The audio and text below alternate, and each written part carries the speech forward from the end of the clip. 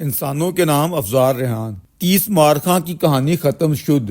Cipher case میں official secret act کی خلاف ورزی کا جرم ثابت ہونے پر خصوصی عدالت نے ہمارے 30 مارخاں کھلاڑی کو ایک گدی نشین سمیت 10 سال قید بمشقت کی سزا سنائی ہے، تو اس پر مختلف نوع چمگوئیاں ہو رہی ہیں، طرح طرح کے سوالات اٹھائے جا رہے ہیں۔ حالانکہ درویش کو 10 سے 14 سال کی سزا ہوتی دکھتی رہی ہے۔ کہا جا رہا ہے کہ اس مقدمے میں بڑے جھول ہیں، وکلاء صفائی 342 کے مطابق پیش نہیں ہوئے، پراپر جرا نہیں ہوئی اور پورا موقع نہیں دیا گیا، جلد بازی سے کام لیا گیا۔ لیکن دوسرا پہلو یہ ہے کہ خود کردہ راہ علاج نیز۔ آپ لوگوں نے چال چلی کہ ہمارے وکلاء عدالت میں پیش نہیں ہوں گے تو معاملہ لٹک کر رہ جائے گا، اس کا نقصان خود آپ ہی کو ہوا۔ انہوں نے قانون کے مطابق سرکاری وکلاء صفائی کی تقرری کرتے ہوئے کیس کے بدیہی تقاضے پورے کر لیے۔ سائفر تحریر کرنے والے امریکہ میں پاکستان کے سابق سفیر ڈاکٹر اسد مجید خان، سابق فارن سیکرٹری سہیل محمود اور پرنسپل سیکرٹری سمیت 18 واضح اور ٹھوس شہادتیں سامنے آ گئیں۔ اس امر میں کیا شک ہے کہ آپ نے قومی اور ریاستی مفاد کو اپنے ذاتی مفاد پر قربان کر دیا؟ کیا آپ نے یہ حلف نہیں اٹھایا تھا کہ میں اس پوسٹ پر براجمہ ہو کر آفیشیل سیکرٹ ایکٹ کی پابندی کروں گا؟ اور پھر وہ بات جس کا سارے افسانے میں ذکر نہ تھا، آپ نے بھرے عوامی جلسوں میں اس کا ڈھنڈورا پیٹا، سائفر کو یا اس کی کاپی کو جلسوں میں لہرا لہرا کر کہا کہ امریکہ نے پاکستان کے خلاف سازش کی ہے۔ حالانکہ کیس میں یہ بات ثابت ہو گئی کہ سازش والی کوئی بات سائفر میں سرے سے موجود ہی نہ تھی اور نہ ہی دھمکایا گیا تھا۔ البتہ آپ کی اتنی بڑی غیر ذمہ دارانہ حرکت و جسارت سے دو ممالک کے درمیان نہ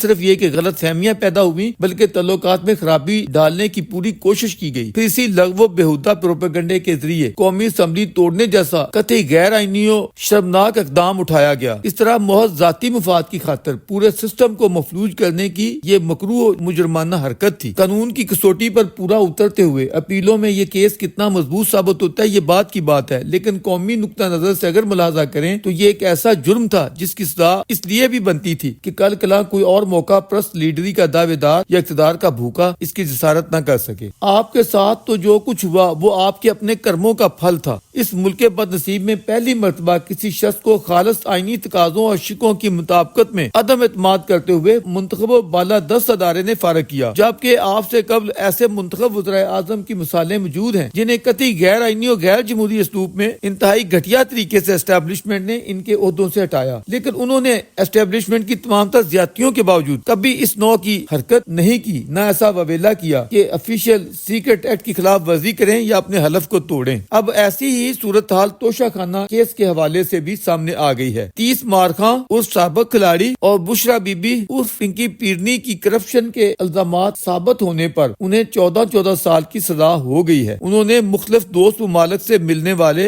108 قیمتی تحائف میں گبن کیا، کرپشن اور لوٹ مار کی۔ ان سزاؤں کے 8 فروری کو منعقد ہونے والے انتخابات پر کیا اثرات مرتب ہوں گے؟ اگرچہ کچھ احباب اس نوع کا پروپیگنڈا کر رہے ہیں کہ سزائیں سنائے جانے پر پی ٹی آئی کے آزاد امیدواران کو ہمدردی کا ووٹ ملے گا، مگر درویش کی نظر میں ہمدردی کا ووٹ ہرگز نہیں ملے گا، بلکہ پہلے سے موجود ہمدردی پر بھی ڈنٹ پڑیں گے۔ جو لوگ ہار یا جیت کے حوالے سے گم گو کی پوزیشن میں تھے انہیں بھی یقین ہو جائے گا کہ جیت کی جو تھوڑی بہت گنجائش تھی وہ بھی اب ختم ہو کر رہ گئی ہے۔ ہمارے بہت سے احباب کو سابق کھلاڑی، اس کی پارٹی اور سیاست کے حوالے سے غلط فہمیاں رہی ہیں، بلکہ اب بھی ہیں۔ نہ صرف ہمارے سوشل میڈیا بلکہ قومی میڈیا میں بھی اس نوع کا اچھا خاصا پروپیگنڈا چھایا ہوا ہے کہ جیسے یہ کھلاڑی نہ جانے کون سا 30 مارخاں ہے اور نہ جانے عوام میں اس کی کس قدر زیادہ پاپولیرٹی ہے۔ جھوٹے اور جعلی پروپیگنڈے حقائق کا کبھی سامنا نہیں کر سکتے۔ یہ درویش روز اول سے بیان کرتا چلا آ رہا ہے کہ ہمارا یہ جناح تھرڈ جتنا بھی 30 مارخاں بنا کر پیش کیا جاتا ہے، اس حد تک تو بات مانی جا سکتی ہے کہ ایک کرکٹر کی حیثیت سے اس نے ضرور شہرت کمائی، اگرچہ تب بھی کسی چیلنج کے موقع پر اس کا پٹھا چڑھا ہی رہتا تھا۔ اس نے ہمیشہ اپنی انا پرستی یا میں کی شوق میں اپنی ذات کو ٹیم پر فوقیت دیے رکھی، جس کے اپنے مفاسد و نقصانات تھے۔ جب اس کو کیپٹن بنایا گیا وہ بھی فیصلہ میرٹ پر نہیں، تگڑی سفارش پر تھا۔ درویش نے ربع صدی قبل لکھا کہ جیسا تیسا بھی وہ کرکٹ کا کھلاڑی ضرور ہے مگر سیاست کا اناڑی ہے، ایسا اناڑی